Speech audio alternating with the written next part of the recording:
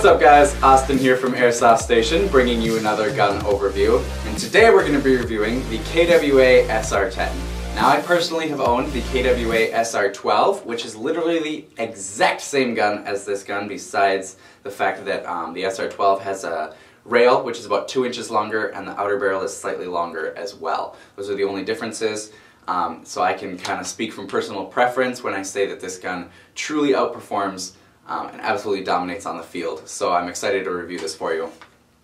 First thing to note about the SR10 is that it has your standard M4 carbine length and look to it. A lot of people feel the need to stand out from everyone else or have something unique or, you know, different from what all their friends have. Personally, I really just enjoy the standard M4 carbine look, and that's exactly what this has. Everything on this gun is metal. It feels, you know, it just feels solid in your hands. If you didn't know any better, you'd think you're holding a real gun because it's really put together very well. The reason I purchased my KWA is because they're known for absolutely dominating on the field and having extremely impressive range and accuracy, which is exactly what I was looking for in my AEG. I didn't really consider anything else when I was purchasing my KWA. I just wanted range and accuracy, and I can guarantee you it delivered that.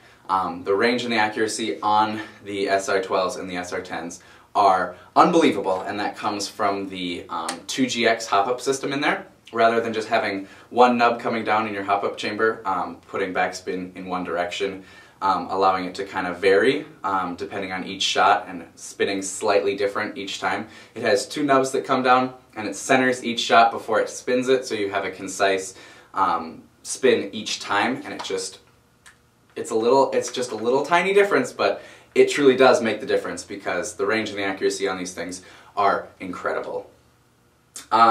The power on this is definitely kind of right under field limits.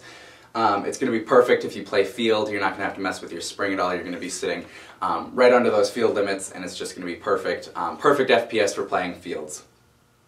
The thing that I didn't actually consider when I was purchasing my KWA was the true durability of this gun. You know, when you first get your gun, it's your baby and you treat it so carefully and all that stuff. But I owned the KWA for years and years and years and years and years, and you know what? After those time, it kind of was seeing what it could take, and so several times, you know, I just throw it on the ground. I absolutely abused it, and everything externally held up. You know, little paint scratches here and there, but you know, it's held up, and it's still incredibly durable on the outside. When you go on the inside, everything's still functioning perfectly fine. You know. Just perfectly how it functioned right after it came out of the factory.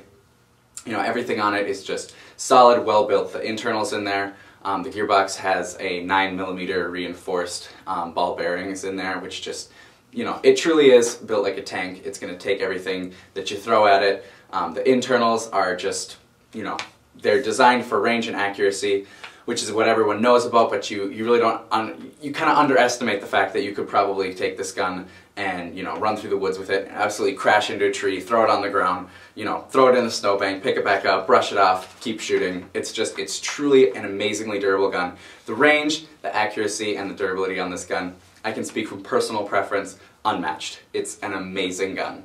So I'm going to take it over to the chrono range. We can check out the rate of fire and the FPS, and we'll come back and we'll do a little recap on this gun. See you over there. Alright, so now we're going to test the FPS of the KWA SR10. Something to keep in mind is with all KWA products, the first 2,000 shots is called the break-in period, and so the FPS is going to be about 5 to 10 FPS higher right now than it is after you break it in.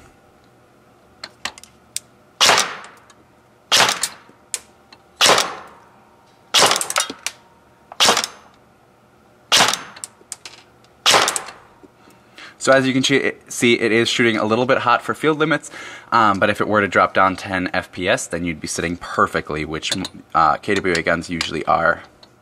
Alright, and now we're going to check the rate of fire with an 11-1 lithium polymer battery, because KWA guns are LiPo ready.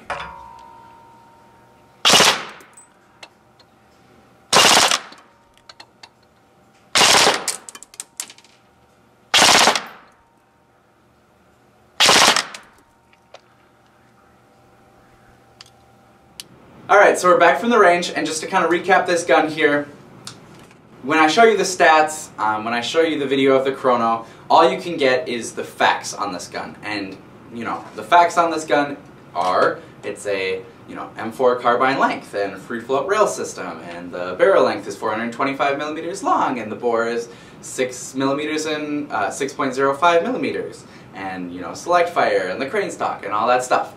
But that's all that I can convey to you. I can't convey the fact that when you pull this gun out, there's a little bit of magic in it. And when you pull the trigger and you see how far that BB shoots and how straight it goes, it absolutely amazes you, especially for a stock gun. So when you pull one of these guns out, call it your own, and you shoot it and you play with it, you won't feel the need to do any modification to this gun because it's just already an amazing gun. KWA's slogan is engineered to outperform, and I absolutely vouch for that statement. These guns genuinely are engineered to outperform. They dominate on the field. They are amazing guns. The accuracy and the range and just the sheer durability of this gun is pretty much unmatched. So if you guys are in the market for any kind of DMR type roll gun, or say an SR10 specifically, definitely keep this gun or Airsoft Station in mind. And until the next video, have a good one, guys.